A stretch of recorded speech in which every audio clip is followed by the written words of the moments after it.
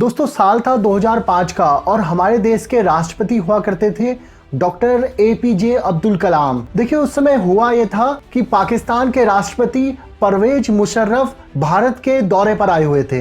देखिए उस समय पीके नायर डॉक्टर एपीजे अब्दुल कलाम के सचिव हुआ करते थे और परवेज मुशर्रफ से मुलाकात के ठीक एक दिन पहले नायर ने कलाम से कह दिया था कि जब मुशर्रफ आएंगे तो जरूर कश्मीर का मुद्दा उठाएंगे। इस पर डॉक्टर एपीजे अब्दुल कलाम ने नायर से कहा था आप चिंता मत करो, उसे मैं संभाल लूंगा। देखिए इसके अगले दिन मुशर्रफ और उनका काफिला राष्ट्रपति भवन पहुंचता है। डॉक्टर कलाम ने उनका स्वागत किया और मेज पर ठीक बगल में बैठ गए। अब यहाँ पर डॉक्टर कलाम के सचिव नायर को यह डर लग रहा था कि मुशर्रफ किसी भी वक्त कश्मीर का मुद्दा उठाएंगे और डॉक्टर एपीजे अब्दुल कलाम उन्हें क्या रिप्लाई देंगे। देखिए नायर के दिमाग में ये सब चल ही रहा था कि तभी डॉक्टर कलाम ने अपनी बात करना शुरू कर दिया। देखिए भारत में हो रहे ग्राम्य विकासों के कार्यक्रम के बारे में बताते हुए डॉक्टर एपीजे अब्दुल कलाम कुल 26 मिनट तक लगातार बोलते रहे और ये जो मीटिंग ऑर्गेनाइज हो रही थी इसका टोटल टाइम ही 30 मिनट का था। अब यहाँ पर 30 मिनट में से 26 मिनट डॉक्टर कलाम बोल गए थे और इसके साथ ही मीटिंग का समय समाप्त हो चुका था। इसके बाद मुशर्रफ धन्यवाद बोलकर चले जाते हैं। कश्मीर क्या, डॉक्टर कलाम ने मुशर्रफ को कुछ भी बोलने का मौका नहीं दिया था। यहाँ पर नायर डॉक्टर कलाम के बारे में अपनी किताब में लिखते हैं कि एक वैज्ञानिक एक कूटनीतिज्ञ भी हो सकता है, ये मैंने पहली बार देखा था। देखिए समय में अब थोड़ा वापस चलते हैं। साल है 1970 का। ग्वालियर में टेकानपुर के पास पर एक बीएसएफ एकेडमी हुआ करती थी। वहां पर उनके परेड ग्राउंड में बहुत सारे वीआईपी लोग इकट्ठा हुए थे। देखिए ये वो मौका था जब भारत के 2 रॉकेट लॉन्च होने थे और ये इन रॉकेटों की पहली टेस्टिंग थी। इसके बाद एक छोटे से समारोह के बाद काउंटडाउन शुरू होता है। गिनती 10 से लेकर 1 पर पहुंचती है, लेकिन तभी रॉकेट उड़ने के बजाय धू धू करके जलने लगता है। रॉकेट में आग लग जाती है और पास ही रखे दूसरे लॉन्चर पर भी ये आग फैल जाती है और दोनों ही रॉकेट जलकर खाक हो जाते हैं। देखिए इन 2 रॉकेट्स को बनाने में 2 लोगों का बहुत महत्वपूर्ण हाथ था। एक थे डॉक्टर एपीजे अब्दुल कलाम और दूसरा नाम था डॉक्टर विक्रम साराभाई का। देखिए उस समय साराभाई इसरो के हेड हुआ करते थे और डॉक्टर कलाम रॉकेट इंजीनियरिंग से जुड़े हुए काम संभाल रहे थे। देखिए 2 रॉकेटों से 2 लोगों का नाम और जुड़ा था। एक थे केएफ रुस्तम जी। केएफ रुस्तम जी भारत के एकमात्र पुलिस ऑफिसर थे जिन्हें पद्म विभूषण के सम्मान से सम्मानित किया गया था। इसके साथ ही रॉ के संस्थापक आरएन काउ का नाम भी इससे जुड़ा हुआ था। चलिए अब वापस चलते हैं रॉकेट की टेस्टिंग साइट पर। यहाँ पर दोनों रॉकेट जल चुके हैं। बीएसएफ के डायरेक्टर जनरल हुआ करते थे रुस्तम जी, जो कि वहां पर मौजूद थे और इन्हीं के साथ एक खास गेस्ट वहां पर मौजूद थे जिनका नाम था आरएन काउ। देखिए इनके साथ ही रॉकेट बनाने की जिम्मेदारी संभाल रहे जीपी भटनागर भी वहीं मौजूद थे और रॉकेट की असफलता को देखकर उन्हें बहुत ज्यादा शर्मिंदगी हुई। देखिए इस रॉकेट की टेस्टिंग के बाद एक आफ्टर पार्टी का भी आयोजन किया गया था। जीपी भटनागर इतने दुखी थे कि उन्होंने उस आफ्टर पार्टी में आने से भी इनकार कर दिया। इसके बाद बीएसएफ के डायरेक्टर जनरल रुस्तम जी को जब एहसास हुआ कि भटनागर यहाँ नहीं आए हैं तो उन्होंने एक अफसर को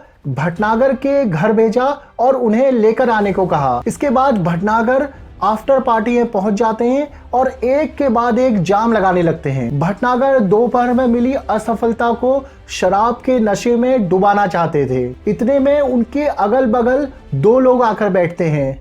एक तरफ आरएन काउ बैठते हैं और दूसरी तरफ बैठते हैं बीएसएफ के डायरेक्टर जनरल रुस्तम जी।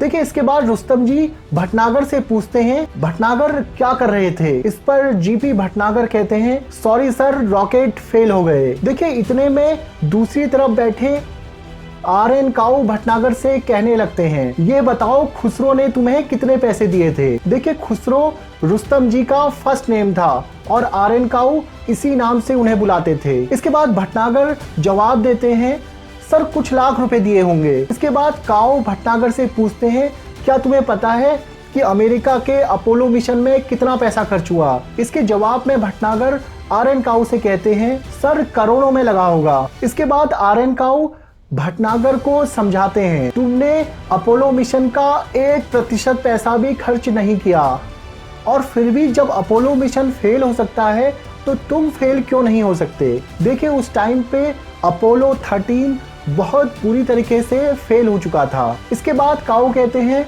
इतने वीआईपी लोगों के सामने तुमने टेस्ट किया, यही बड़ी बात है, तुम अपने काम में लगे रहो, जरूर सफल होगे। इसके बाद आगे चलकर जीपी भटनागर अपने काम में लगे रहते हैं। डॉक्टर कलाम के साथ मिलकर उन्होंने रॉकेट का एक बेहतर डिजाइन विकसित किया और बीएसएफ के पहले रॉकेट का परीक्षण करने में सफल हो गए। इसके बाद साल 1970 में पोखरण में इस रॉकेट का फाइनल परीक्षण किया गया और तब इस रॉकेट की क्षमता इतनी थी कि ये 20 किलोमीटर तक हमला कर सकता था और इन्हीं रॉकेटों की बदौलत साल 1971 में बीएसएफ ने पाकिस्तान के साथ युद्ध में बहुत बड़ा योगदान दिया था। खुद जीपी भटनागर ने बीएसएफ के साथ इस युद्ध में भाग लिया था और मात्र 6 साल पुरानी बीएसएफ ने 1971 के युद्ध में निर्णायक भूमिका निभाई थी। दोस्तों अब हम आते हैं साल 1996 में। साल 1996 में पीएम नरसिम्हा राव अपने ऑफिस से कार्यमुक्त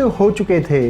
उन्होंने आने वाले प्रधानमंत्री को एक पर्चा पकड़ाया, इसमें लिखा था कलाम से मिलिए। देखिए उस समय अटल बिहारी वाजपेयी किसी भी कलाम को नहीं जानते थे। फिर उन्हें पता चला यहाँ पर डीआरडीओ के head doctor APJ Abdul Kalam की बात हो रही है। इसके बाद अटल बिहारी वाजपेयी ने अब्दुल कलाम को अपने पास मिलने के लिए बुलाया। वाजपेयी ने अब्दुल कलाम को नरसिम्हा राव द्वारा दिए गए पर्चे के बारे में बताया।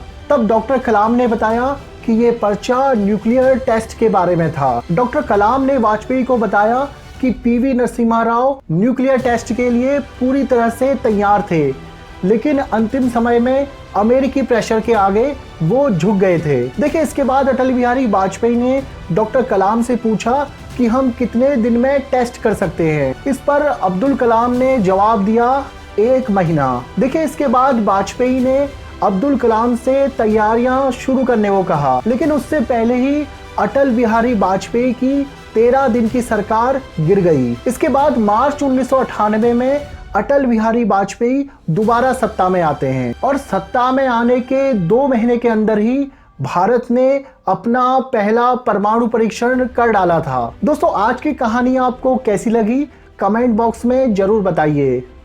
ऐसे ही वीडियोस को देखते रहने के लिए चैनल को लाइक, शेयर और सब्सक्राइब जरूर कीजिए। मिलता हूं आपसे नेक्स्ट वीडियो में, तब तक अपना ख्याल रखिए। धन्यवाद।